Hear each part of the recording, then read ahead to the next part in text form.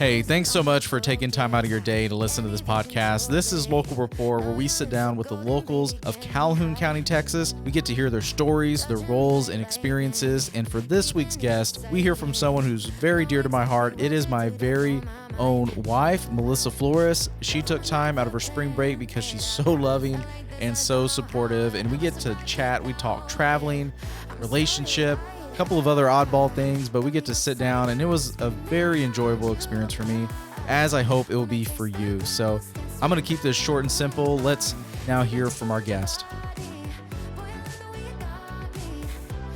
So I don't know if you knew this, but I married a pretty interesting person. I don't know if you were ever like in the know of that.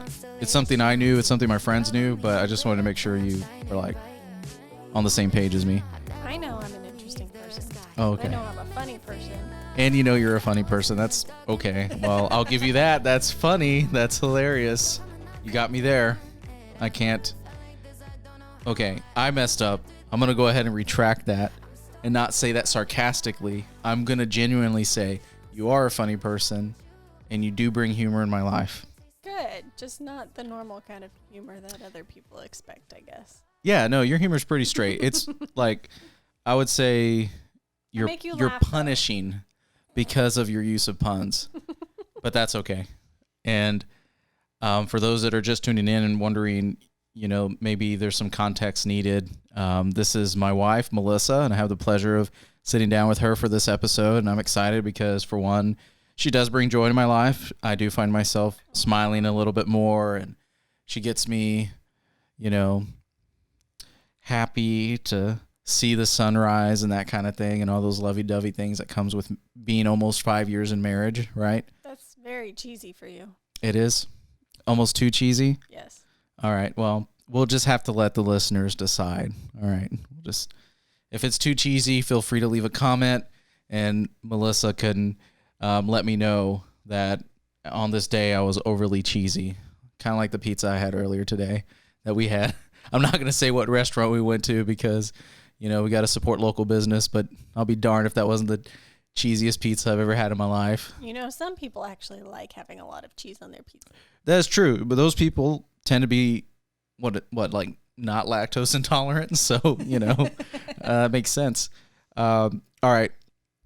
Again, going back to you being an interesting person, right? So a little bit of our story, and Melissa is going to tell us a little bit more about, you know, just her experiences, because she's literally somebody that has been quite around the world, right? So you are international, right? Is that how they say it?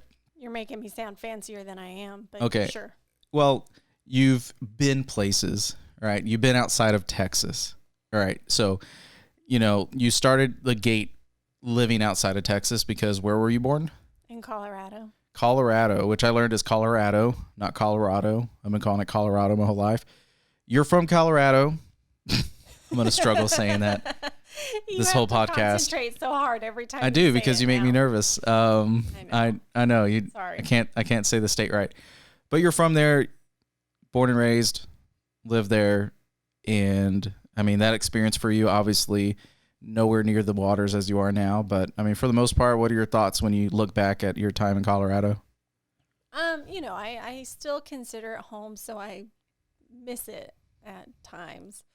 I still get fascinated when I'm driving over water here. I see the beach, like I drove to Corpus the other day, and driving over all of the different rivers and inlets and whatever you call them is still fascinating to me. But I think like Colorado mountains, pine trees, that foresty smell, that's just home to me. Right. Recently we took a trip to Colorado, and I had to admit that I saw, to me, a little bit more, I guess to me, I had a little bit more understanding on what the appeal is for the mountains, because they are beautiful. You know, I think I was a little bit like, being from Texas, kind of like, you know, like we have water, we have beaches, and, you know, just me being just in my little box, right? But the second trip going to Colorado, I was like, yeah, it's beautiful. You got some cool things there. So from Colorado, oh my goodness, this is going to get old.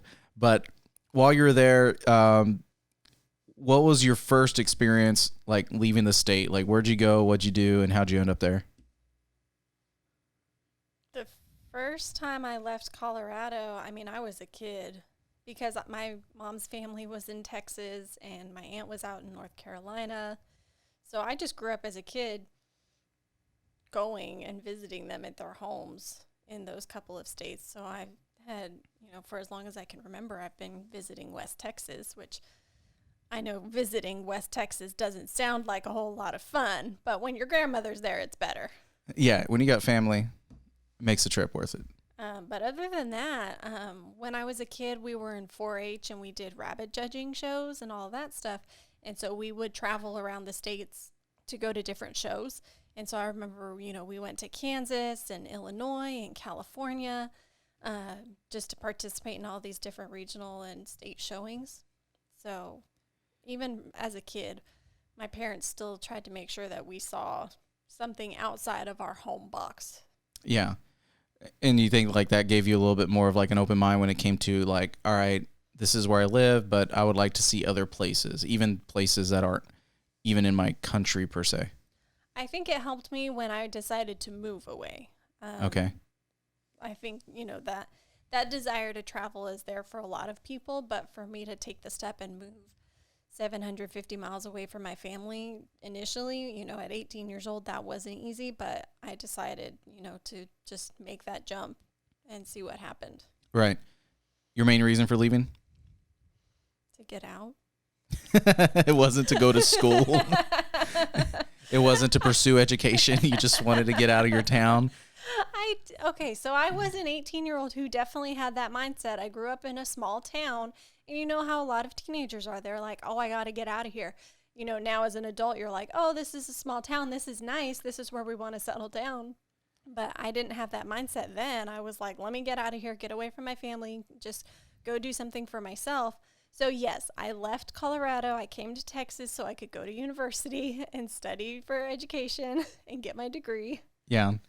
And maybe for like those that live in a small town, maybe it just feels a little bit better when it's like by your own choosing. Yeah, no, I mean, like we live now in Port Lavaca and I love it. I think as a teenager, I probably would have whined and complained about it. If you grew up here and lived here. This is where I want to raise my child. Yeah. So you did leave, you went to university, study education, and you're currently a teacher. You teach. I teach 4th grade in Victoria. Okay.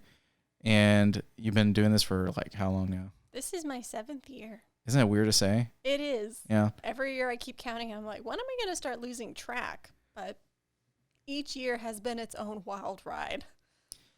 So for me to hear 7 years when I still feel like mentally, like I'm still like 24, I always try to do the math. I'm like, how are we in 5 years of anything, much less in a field or an occupation? I don't know. I still feel young at heart. We're not the millennials that are now approaching 30, right? Well, it made me start feeling better about my job when parents stopped questioning my ability to teach because I was so young. Once I stopped getting those comments, I was like, oh, okay, maybe this is good. And then I started dreading like, oh my gosh, that means I'm getting old. How common is that? So getting your credibility challenged as a young teacher? As a young teacher, I got it a lot. Okay. Because when I first started, I was... Yeah, no, our brain almost broke. Our brain literally almost broke. When I first started teaching, I think I was 22. You're one of the few people that I knew that got a teaching job immediately, like after you graduated. Like you graduated and then immediately went to teaching because that's where you did your observation hours. Yeah, that's where I had my student teaching position at. And so I had been teaching that class since October. And so when that teacher left mid-year, I just took over for her. So it was as smooth a transition as possible. Yeah, pretty wonderful. But yeah, I think I was 22 when I started teaching. Yeah, that sounds right. I can do math. I'm a math teacher. Well, see, I did have parents who would question me like, oh, well, do you have kids? Do you know what it's like to take care of kids? Do you know what it's like to raise a kid who's going to school? Well, no, I don't, but I know what it's like to teach these kids.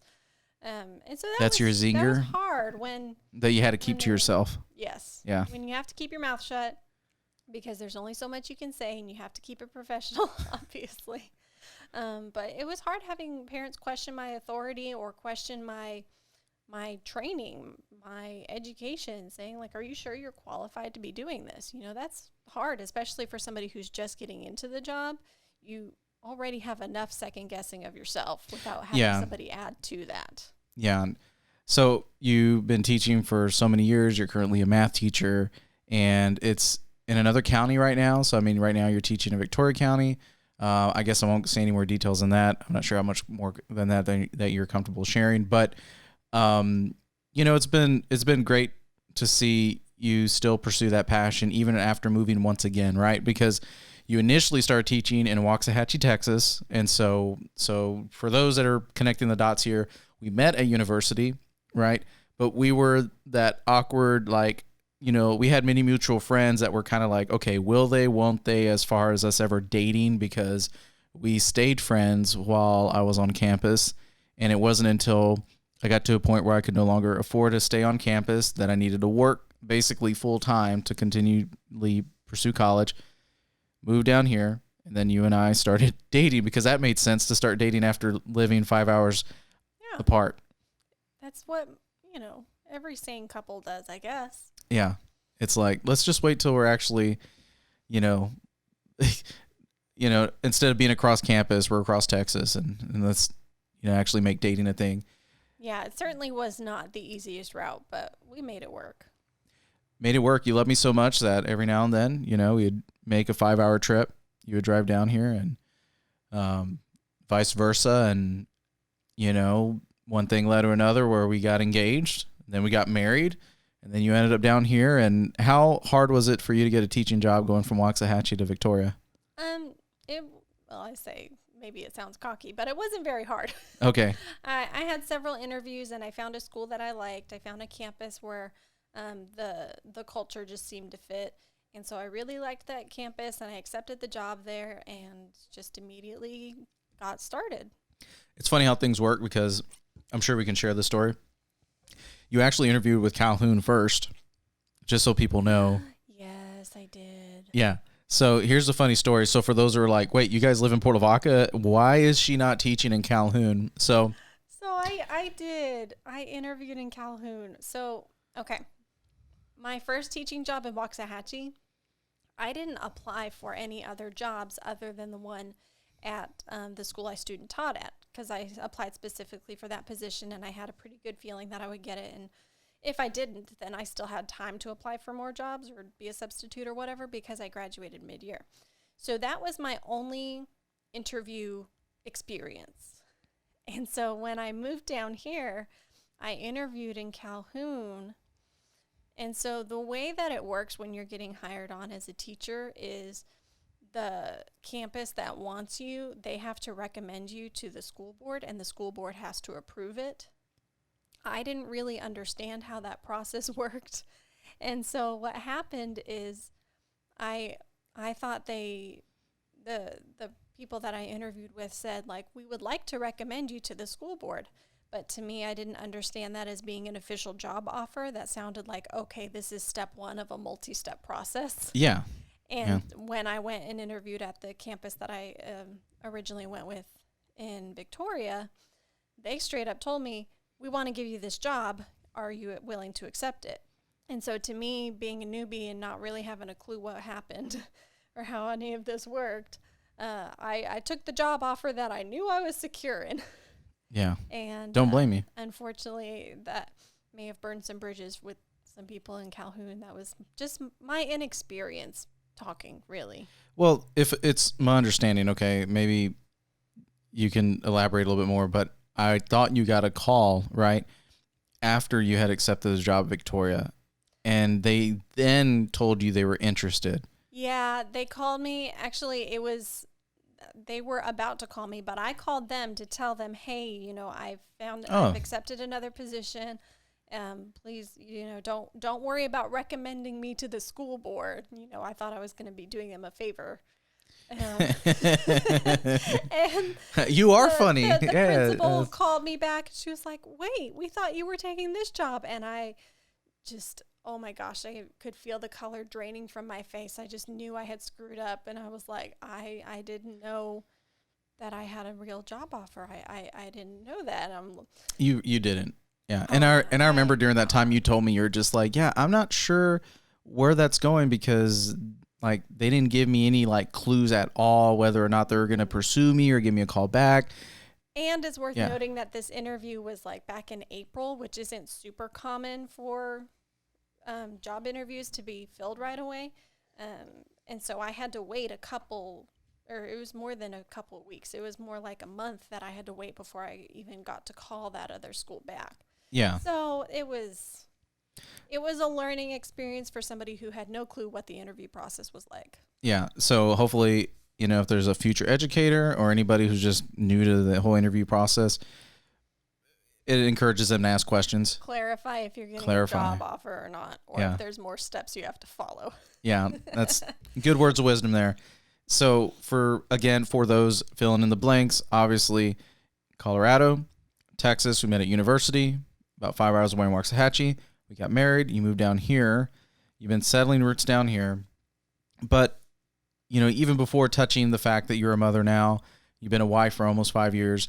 You do more than that. Like you're someone that let me make sure I don't like go completely off trail from the direction I originally thought I was going, which is to talk a little bit about your traveling experiences, right? Because to me, those are interesting little facts about you. If you're able to just list off some of the different places you've been, what are those places? Yeah. So like I said, I traveled when I was a kid and we went around the States with my family. My mom took us everywhere. And then once I got out of high school, I went and I had gone on a couple of missions trips while I was in school and met a lot of cool people. And so I know like the year after I graduated, I went out to Washington to visit a friend that I had made from one of the trips a couple of years prior to that. We met when we were in Scotland doing mission work with our church, or well, not with our church. It was with an organization that no longer exists. But we went and we met in Scotland as we were working on the same teams. And I was in Scotland for a month doing that. And then when I was in college, I also had the opportunity to go a few places. So we went to Alaska and Australia. For 2 months in Australia? Yes. So that wasn't just a weekend trip? No, it was an internship program, basically. How many dog-sized spiders did you see in Australia? None. Oh, thank God. We did find a frog in our toilet, though. Oh, is that where they just chill at if need be, or he was living? Oh gosh. It was an outside bathroom, so not an outhouse. Okay. It was outside of the main house, but still attached to it, and it still had 4 walls and a door. But it was like the second bathroom of this house. And there was a frog just living inside of the toilet. We tried to flush him out. Get out of my house. Him out, and we couldn't, but he was like a pretty bright orange and green. Oh, that's cool. Well, we weren't going to touch him. Well, yeah, I mean, if it's pretty, it's likely. In Australia, everything can kill you, it seems. Yeah. So was there any other encounters with things that were dangerous? I'm just curious because for those listening, they may associate Australia with deadly things. No, I mean, honestly, if you're going to see those things, you're going to be out in the bush or in the country, like out away from the cities, is my understanding. Where we were at, we were in Perth and Sydney. That's in the metropolitan area. It's populated with people. Yeah. Like we saw a giant, I don't know, millipede or something like that, but no, we did not see tarantulas and man-eating lizards. Okay. Well, part of that sounds underwhelming. Part of me was like thinking, you rolled some gators out there, but hey man, I crocodiles, took a snake bite kit with me because I was like, what if somebody gets bit by a snake while we're out in the outback? Because we did go out to the boonies for a couple weeks, but no. Okay. Thankfully, everybody was safe and we didn't have any life-threatening. Well, how unfortunate to hear that all you guys came back safely from Australia after 2 months. Yeah. But you guys did some cool stuff over there. We actually... Man, that kind of would have been something, right? Because all your little knickknacks and travel things that you've had from different places kind of would have been fun to like prop up on the table. I could have just like set them on the little table here, but oh well. Now, so not just Australia, right? Been a few other places. Not trying to rush you through them, but know, just trying to make sure that I don't forget one, honestly. I might forget one. Before Samuel and I got engaged, it was when we got engaged actually, we took a trip to Europe and we went and we saw Dublin, we saw London and Paris and Amsterdam. And so we kind of did a little trail around those cities. And that was really amazing to see. Lots of history and culture. I also spent a spring break in Italy one year. And then most recently I went to Peru and went and saw Machu Picchu, which was incredible. Yeah, you were able to see some sights. At that time, you were pregnant. Oh my gosh. You were very pregnant. No, I'm not very pregnant. Well, as in not big. in big. I was 8 weeks pregnant, which means that the morning sickness had just set in. And I spent my entire trip to Peru fighting morning sickness. And my friend went with me, and she was just a champ having to deal with that the whole time. I was a little... I always tell her, I'm like, I'm sorry, I was not as fun as I normally would be on a trip like that. Yeah, well, because you love trips, and I think it's funny for her because it's like we're hyping up the fact that you love traveling and you're like Mrs. Itinerary, and you know, and you try to maximize. I'm not Mrs. Itinerary. I am Mrs. I have a binder full of itinerary plans, schedules, bus maps, everything. Yeah, because so another thing for people to understand about my wife is that if she was not a teacher, I would feel very secure that she would be able to find another job because you would 100% be a travel agent. I would. You would. I mean, it wouldn't even be a second thought. You're like, hey, I can't teach anymore. It's like, all right, so where are we applying? You know, you would be able to. I would love that. Yeah. And so that's always been, you know, one of those fun thoughts. You know, you would do well at that. You do it anyway. You just don't get paid for it, you know. And, another thing, she actually plans her friends' trips for them, even though she doesn't even go on their trips. So that's the other fun thing, too. I don't plan them for them. I just give suggestions and ideas, and I help find flights and hotels and hostels at good prices. You really have to enjoy looking for that stuff. Otherwise, you're not going to be excited for your vacation. Yeah. So I get really excited when I plan those sorts of things out. Was Peru the last place you've been as far as out of the country? Because before then you went with Cherry somewhere, right? We went to Italy. Y'all went to Italy. Mm-hmm. Did you say that? Yeah. Okay. So you know, that best friend from college. Spring break trip. So that's been popping up on my Facebook memories is all my pictures of Italy. See, I need people to understand who are listening or watching. We had to do this podcast because if we didn't do it, Melissa probably would have traveled somewhere out of the country. And so I had to give her a reason to stay by. I was like, no, I need you to do this episode. And I need you to conveniently do it during spring break. Honestly, the real reason is... I get the travel bug really easily. And so 2020 being pregnant and then having quarantine in the last couple of years, I haven't gone anywhere. The most I've been is going to visit my family, or I've gone back to Dallas to visit friends. And I've tried planning other trips, but nowhere's open. I tell you, like Cherry's my best friend. We were sitting down. I was visiting her in Dallas, and I was texting you like, hey, I've got a surprise for you, because we were planning out our vacation to go to New Zealand and Australia again. Is that what it was? Yes. We were planning a trip to New Zealand. We had flights. Look, I don't say it surprised as if I'm surprised. I'm just kind of like, sure. No, you can't even act surprised when I come at you with that stuff anymore. You're used to me showing you flights like, oh, hey, found flights to Egypt. You want to go to Iceland? Yeah, I've got lots of places on my bucket list. You know, you always have to have one that's fun when it comes to a marriage, right? You have to at least have one that's fun, right? I mean, I'm not saying you both can be fun.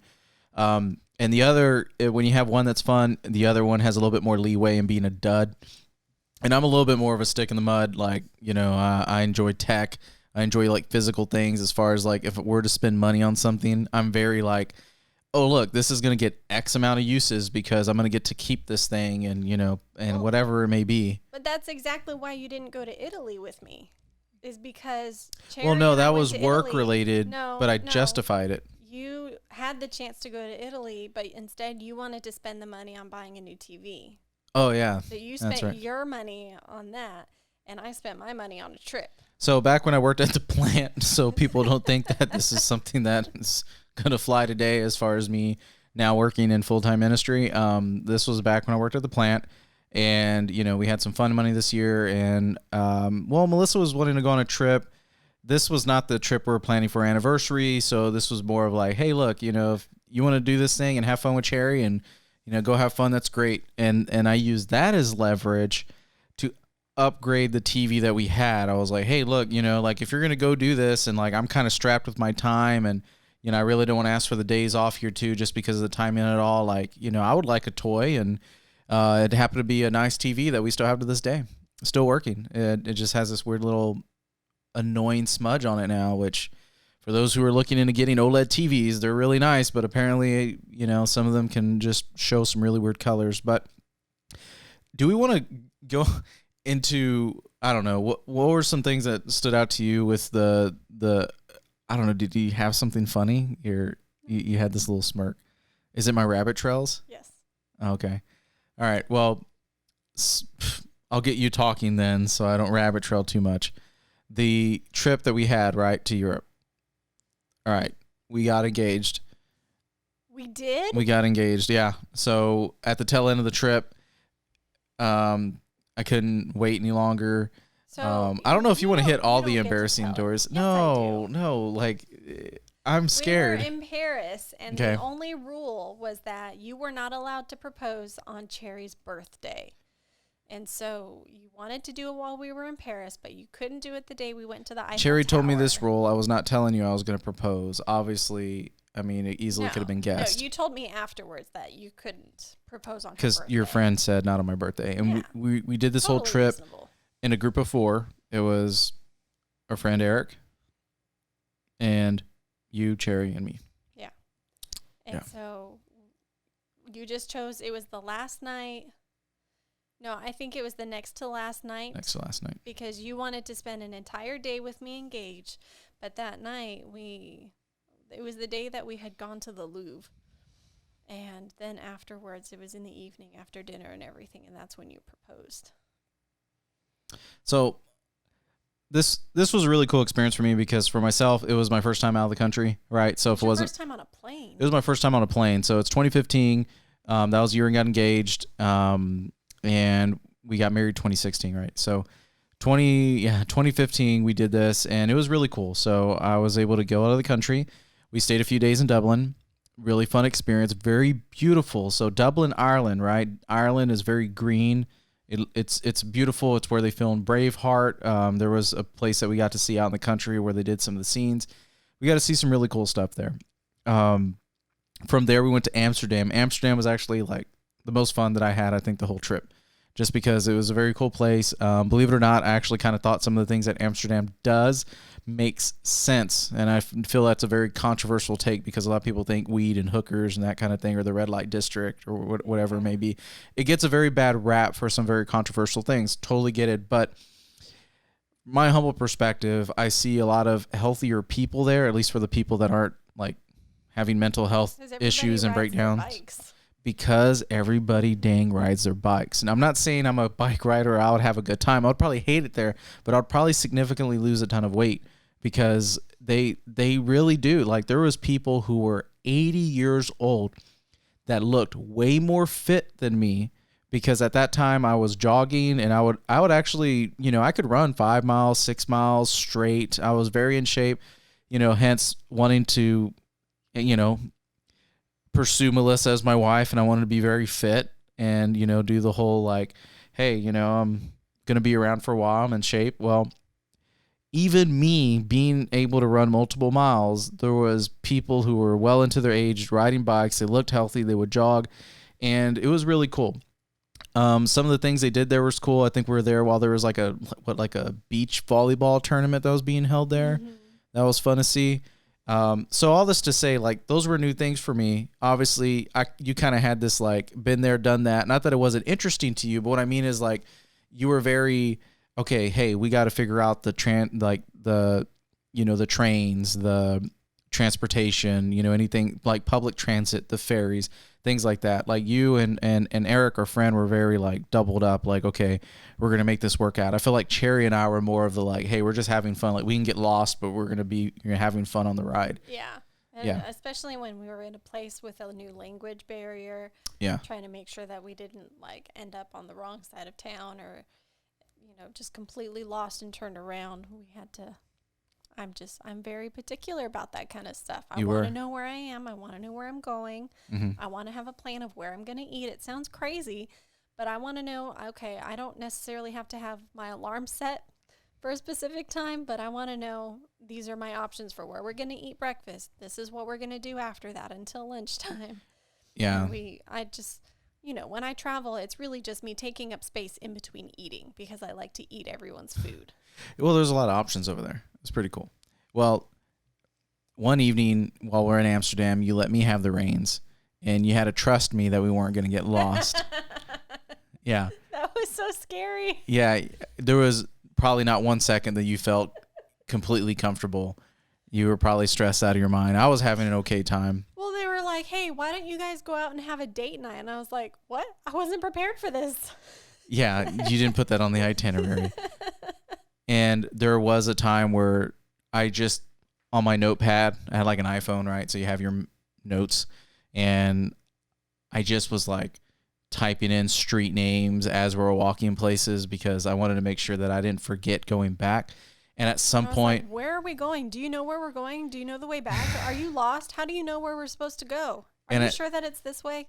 Yeah. Well, at some point, like I did not have, because we didn't have internet and we didn't have all the stops that we made logged. And so I basically had to backtrack through memory. And I remember I was not able to tell you or hint that that was the case because I knew you would flip out and it would just ruin the whole time that we had. Even though it was very quaint, very nice. It was a very beautiful day in Amsterdam. And, it was quite the travel to get back, even to our ferry to get across, to get to where we were staying. And I was like praying. I was like, Lord, just please don't let me forget, because if I don't forget, like this is one of those things I'll never be able to live down for the rest of my life. I will never. If you don't remember, Melissa will never let you forget. She will. Okay, what I don't remember, Melissa would make sure she doesn't forget. So, that was a very real thing, but it was fun. So Amsterdam was really cool. Now we got engaged in Paris. Why do I feel like I'm skipping a step? Oh, like Brussels was really quick. We just like stopped there in transit. And then we went there for train rides. We didn't actually explore anything. And then you guys went to London and you guys hit some other places. Well, Paris was fairly underwhelming for me personally. I think we were just miserable because we were tired and there was an awful heat wave that came through. And so it was in the triple digits and we're in Europe. Nobody has air conditioning over there. They're not used to these hot extreme temperatures. So we were sleeping in the daytime and then going out in the evening to explore and do everything because it was so stinking hot. So the funny thing for me was experiencing some heat that I felt like I never experienced in my life. And that was coming from someone who grew up here in South Texas. To me, in my experience, like that was the most disgusting, unforgivable heat I've ever experienced in my entire life. And that's coming from somebody who's played 2 a day, like has done like 2 a days as football practice during the crazy summer heat in August. Like that was terrible. And then again, like you said, no air conditioner. They would not even put ice in your drinks. And then when you're dehydrated beyond all get out and you needed something to drink, we would like stop randomly somewhere to get some water. Well, you couldn't just do that. You had to like wait in line. It was like this whole thing. And then we would get this water. 45 minutes before you could get a drink. Yes. And then guess what it was? Carbonated water, which is the most dehydrating water you can ever drink, because apparently that's a thing there. And so I was like, if this isn't like a vetting process for foreigners, like especially Americans, like I don't know what is. And I'm sure there's other people they have an amazing experience. I think, of course, don't go during a heat wave. By all means, go to Paris. Just, go check out the Louvre. There's some really cool places there. The Louvre was really fun. Oh my gosh, that was amazing. So we can double embarrass each other. Okay. I'm going to say something that you're going to probably think are fighting things to say. And then you can come back by telling the engagement story. So Well, it's I don't know if fair. it counts because you're already deciding that I'm going to say that. Oh, okay. Well, here's what I'm going to say. So the the thing with Melissa and I is that we didn't spend multiple days together ever Oh my up gosh, to this no. point. That was the longest amount of time since we had started dating, at least, that Yes. we spent together consecutively. I felt like we were on a reality show because it was like one of those things like, oh, this couple that's been dating and they've been distant, but they were really good friends. Now they're going to be like in hostels, It's and like something you would see on TLC. it would be, we could have done our own little TLC show because there was like a good 2 or 3 days while we probably were going to kill each other. It was terrible. Like, we were walking down the streets of Paris after we just got there, and you were carrying your suitcase or rolling it on the wheels, and your passport was sticking out of an open pocket of your luggage. And I about screamed at you. I was like, somebody's going to pickpocket you, and it won't even be that difficult because your passport's hanging out and you don't have this zipped up and it should be on your person, blah, blah, blah. But and to me though, that was fine. Like to me, I'm like, hey, look, I deserve that ribbing. Like that's understandable. It was just more like in general. I think we were just like, oh my gosh, this is a lot of Melissa, and then on your end, a lot of Samuel, and a lot of Samuel. That's what I'm saying. Like we were just like, okay, this is a lot of each other. And I remember like just thinking like there was a good period we were not, like you would think it was like this perfect, amazing trip, but we were just not getting along. And so I'm over here like, okay, it's. Some people may think I'm silly. Some people may think I'm stupid, but I still believe in us. Like I still believe we're a good thing. And you know, that was like for me, like a very real, like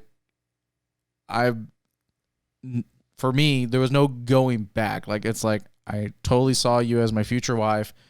Just because we're not getting along on a trip, like I knew there was a learning curve to our relationship. Like, and I think that's kind of a good testament to, you know, how we operate today. We're not afraid of like, you know, pushing through adversity and that kind of thing. Well, and it goes, you know, the bigger picture there is there's always going to be some sad within your happy. There's always going to be some anger within your happy. And so, for example, we're on this wonderful trip. We're supposed to be in love, getting engaged. Yes. It's a really fun time in our lives. But when we were in Amsterdam, we had to have a heart-to-heart.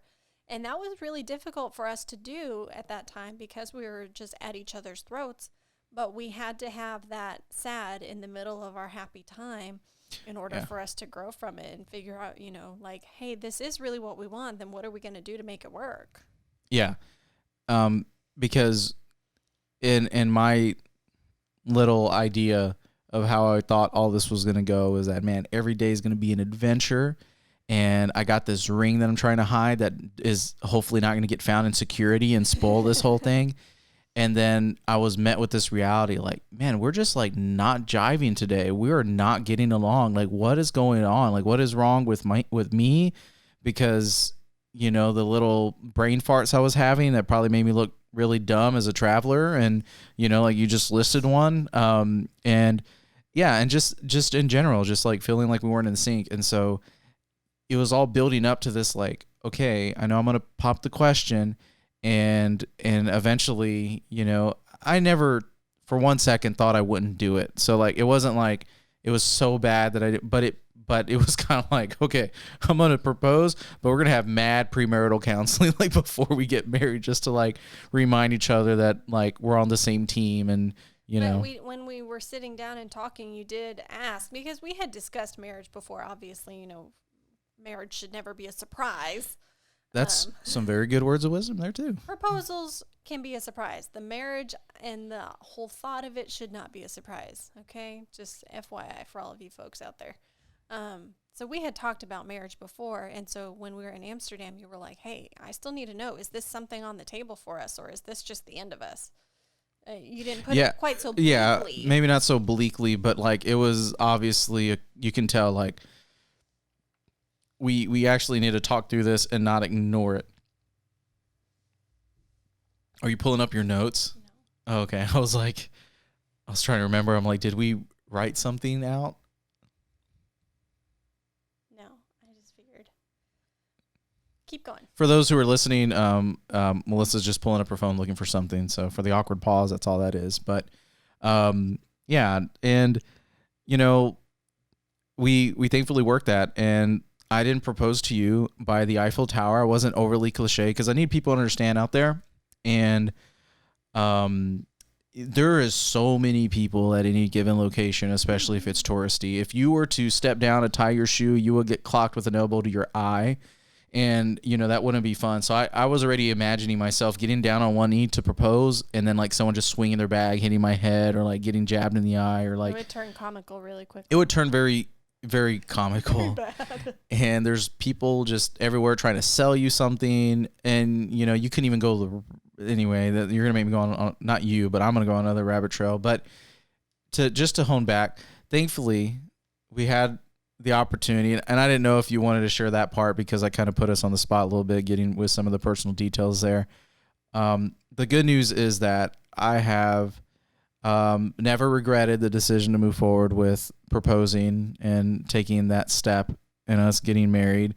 And for anybody who may be listening and they've been on the fence and maybe they're just waiting for the clouds to part and it just always being 10 to 10 perfect when it comes to the relationships, you're not always given that, but it's not always bleak, like you said. Very good. All right, it's time for a dad joke. We got to levy up with some humor. Well, I thought this would be the perfect dad joke since I was talking about how I went to Scotland before. Yeah. Never run with bagpipes. You could fall and put out an eye. Or worse, get killed. Your dad would be so proud. He's the one who said that to me. Yeah.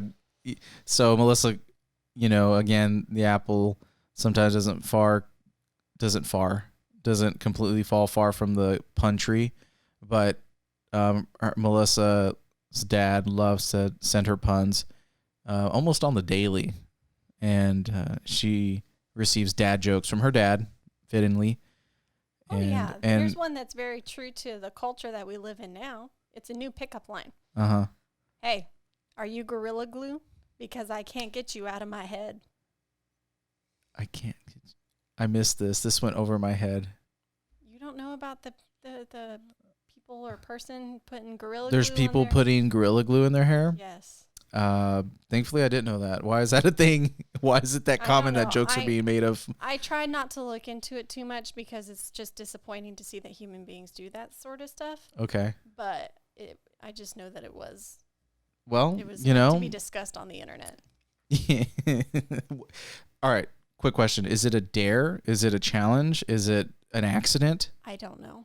Okay. It does not sound like it was an accident. It was intentional. So I don't know. That sounds like an emergency room trip if it's Gorilla Glue. Clue us in. Yeah. Anybody listening who knows what the heck is going on with people putting Gorilla Glue in their hair, we would love to know more. I mean, obviously we can Google it, but we're trying to make this a little bit more participatory. We'll hear your take on it. Yeah. To Gorilla Glue or not. Now, that was quite the segue from, chatting a little bit about just some of the traveling we've done together. But yeah, I think we learned some things through there. We've been through a lot. I mean, I think it's safe to say we kind of fit like 4 decades worth of crisis in our first 4.5 years of marriage. And we're still working through some things. Not to make our marriage and relationship sound bleak, but it's just fine. It's just stop. You said that I got to share my piece.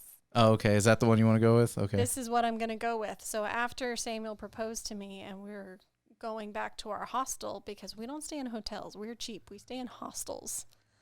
Melissa Flores, travel agent. I love hostels. They're fabulous. But we went back to our hostel and met up with our friends.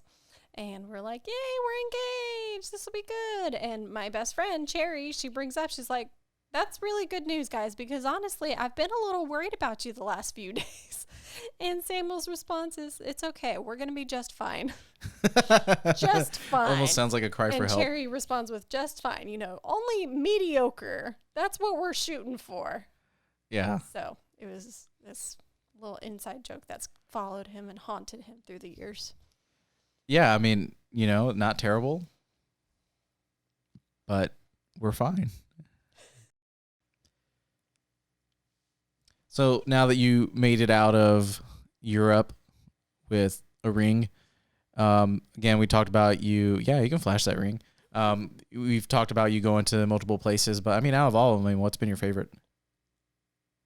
Oh gosh, that's hard. Each place has been so different. We've Sure. experienced such different things. You know, when we went to Australia, we were there with people, and that was our main focus. You know, we were interning at a church there.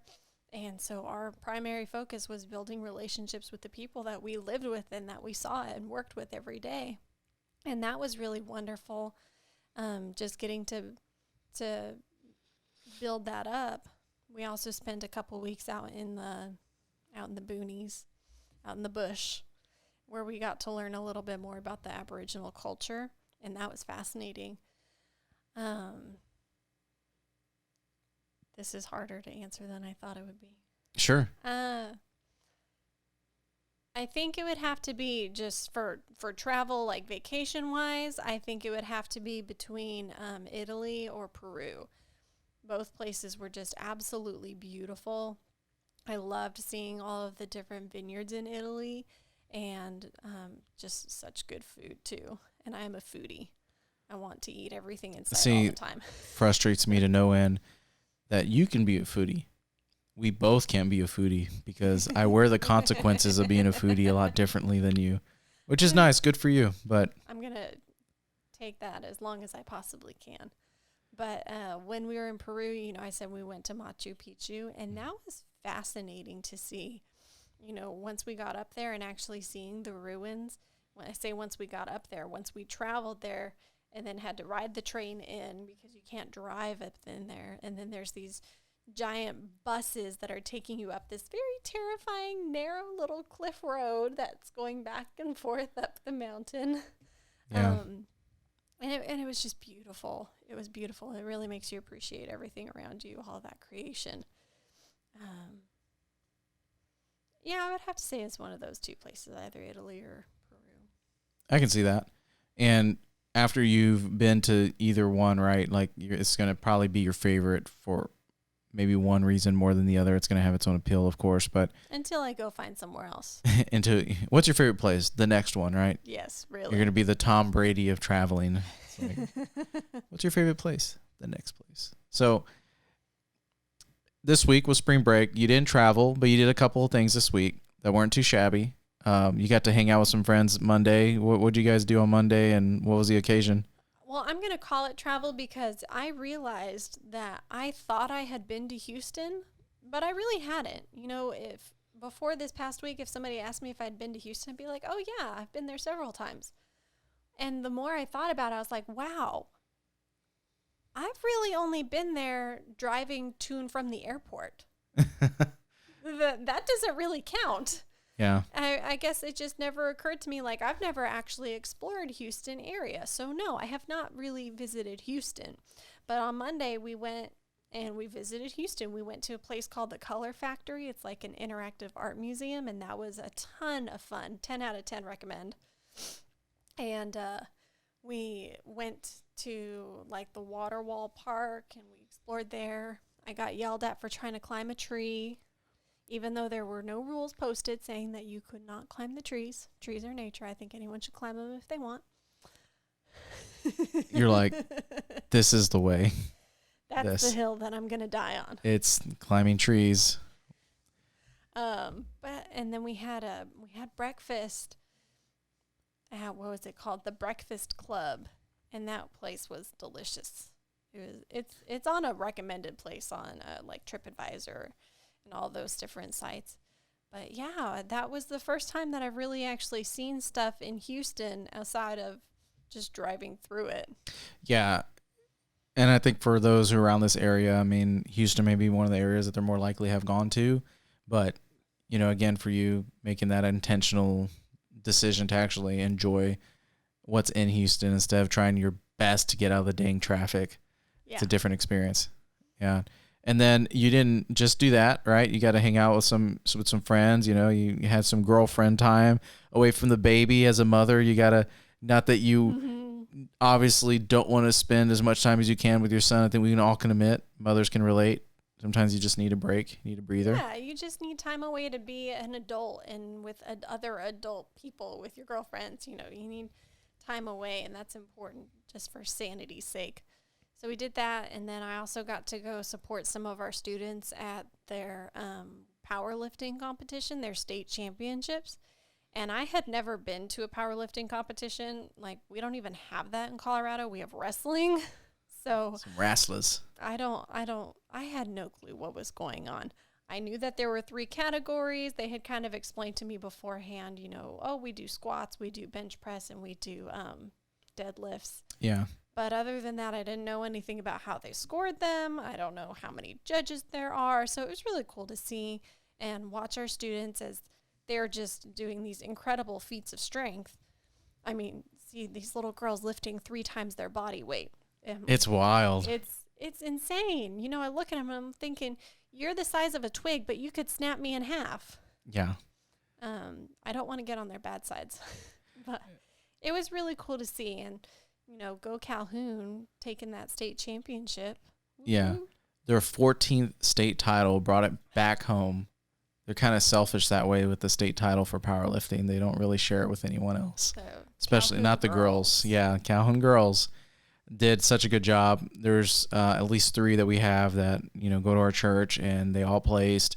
The team won state, one that placed very high. It's super impressive, and I mean, yeah, you as someone who's, in their 20s are looking at high schoolers, right? Just lift this ungodly amount of weight.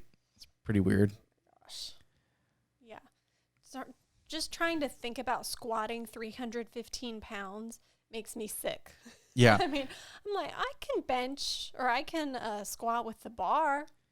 Yeah. That's probably my limit. For those that weren't there, right, you were able to go there and support. I mean, what was the experience like there? Like the place, the location, the energy, like what was going on? Yeah, it was at the, what's it called? American Bank Center, I think. Okay. So it's a Corpus Christi stadium arena.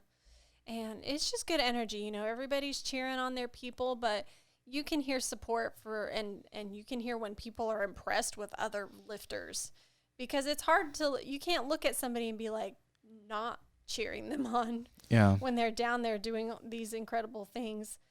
Like, these girls are wrapped up with their arms and shoulders wrapped in so that they can do their bench press, or they've got their legs wrapped up so they have to waddle around because they need that pulling out all the stops.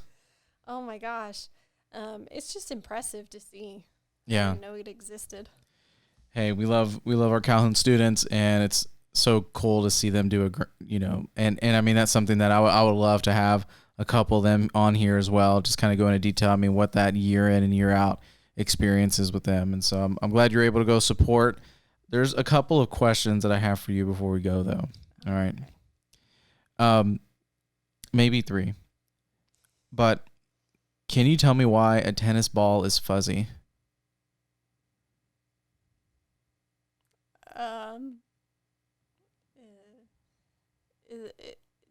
Does it probably have something to do with the way that the ball hits the racket, and a hard ball would just fall flat? I don't know. Do you know? I have no idea. I'm going to have to Google that later. I was hoping you did. But since you can't tell me, it'll be worth a Google later. The second one, a little bit more serious. If someone was to make an autobiography about you, I'm sorry, that's not how that works. If you were to title your own autobiography, there you go. What would the title be? 52 Hours of Wednesday. You got me there. I was not expecting such a quick, direct answer. That is a direct quote from our trip to Australia. So on our way back, so it's a 12-hour time difference from Texas to Perth. 12 hours on the dot. Yeah. So on the way there, we lost half a day. It was more than that based on all of our travel, because we stopped in Sydney and then we continued on to Perth. But we lost 12 hours. But on the way back, we kept on gaining. So when we left, our flight left at like 5 o'clock in the morning out of Perth. It was Wednesday morning. Yeah. We arrived after a 6 or 7 hour flight. We arrived in New Zealand, and it was like 7 o'clock in the morning on Wednesday. We spent the day in New Zealand, all of Wednesday, boarded our flight because it was an overnight flight to come back to Los Angeles. We arrived in Los Angeles at 1 p.m. on Wednesday. Oh my gosh. And then we had our final let this flight day go. from Los Angeles to Dallas, and it was still Wednesday. So you actually broke my brain a little bit. I'm still trying to wrap my mind around 52 that. hours of Wednesday. No, at some point we calculated, like, how long has it been Wednesday for us? And I don't remember the exact number of hours, but it was something ridiculous like that. It's just Wednesday was the day that would never end. It was like Groundhog Day, except we were in different places each time. To think that you aged like 2 or 3 days and on a singular day of the week. Yeah, it was absolutely ridiculous. Ridiculous? Ridiculous. Oh, okay. You enunciated so well, I almost thought you said, See, guys, Melissa does such a great job at catching my grammar for me and making sure that I use words appropriately. So every now and then I try to get it back at me. Yeah, which is that's not a healthy way to do a relationship, guys. Don't do what we do. We had this whole time chatting. We did not really give much marital advice, which is funny. I don't know. This wasn't a marriage podcast. This wasn't a marriage podcast. This was just, so here's my big wrap up. Okay. For those that have been listening and obviously got to learn a little bit something about you, because my big thing here with Calhoun County, we get to meet people, we get to know, it's like the story of Calhoun, right? It's like the people are what makes up the story of Calhoun. Each person has their own story. Each person can have the floor and have their own platform and share something maybe unique many people wouldn't know about them. For you, you obviously have a big draw with traveling.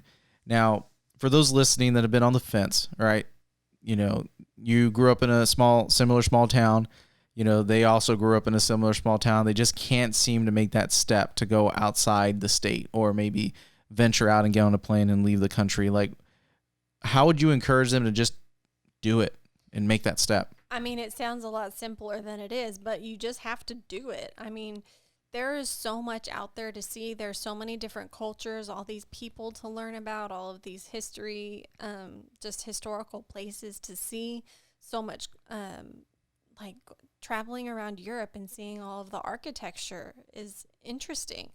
Maybe not to everybody, but you got to look at something and say, wow, that's several hundred years old. That is at least a little bit interesting. Yeah. But even within the States, there's so many places to see. There's so many things to do, like going to the Grand Canyon. That's still something that's on my list that I have not done, but that's an incredible place that we are just within driving distance of.